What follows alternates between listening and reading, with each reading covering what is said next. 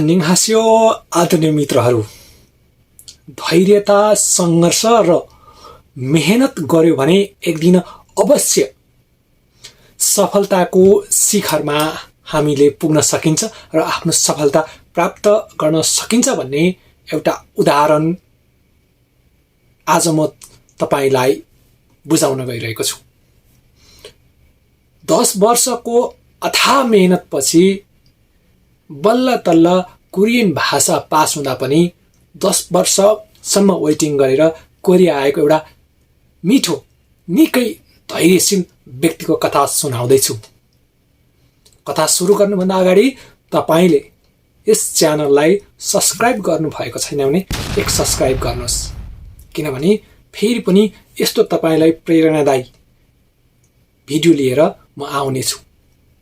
यो भिडियोले तपाईको जीवनमा तपाई यदि पास गर्न सक्नु भएको छैन कोरियन भाषा भने, अथवा तपाई एकैचोटी फेल हुँदा निराश भइरहनु भएको छ भने केही न केही मोटिभेट गर्नेछ।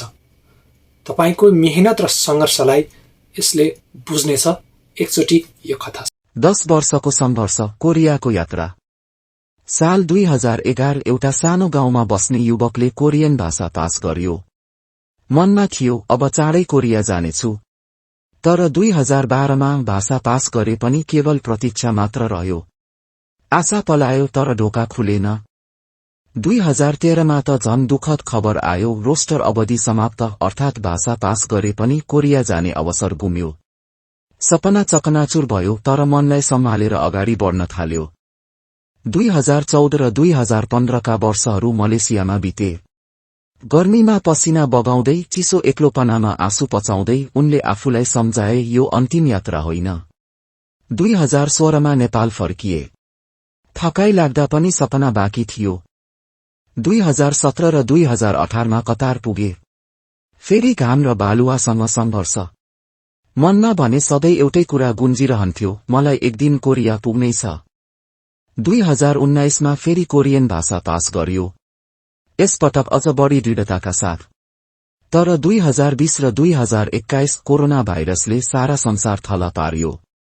हवाईजहाज उड्न सकेनन्, सपना फेरि केही समय थामिन बाध्य भयो। अन्ततः 2022 मा लामो सङ्घर्ष र प्रतीक्षापछि कोरिया प्रवेश भयो। अब उनका हरेक दिन कोरियन भूमिमा आफ्नै कहानी कोर्दै बित्न थाले।